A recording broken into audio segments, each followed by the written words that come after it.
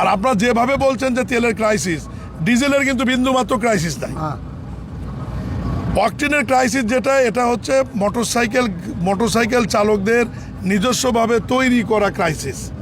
তারা মোটরসাইকেলে দিনে 2-3 বার তেল নিয়ে বাসায় রিজার্ভ করছে আতঙ্কের মধ্যে।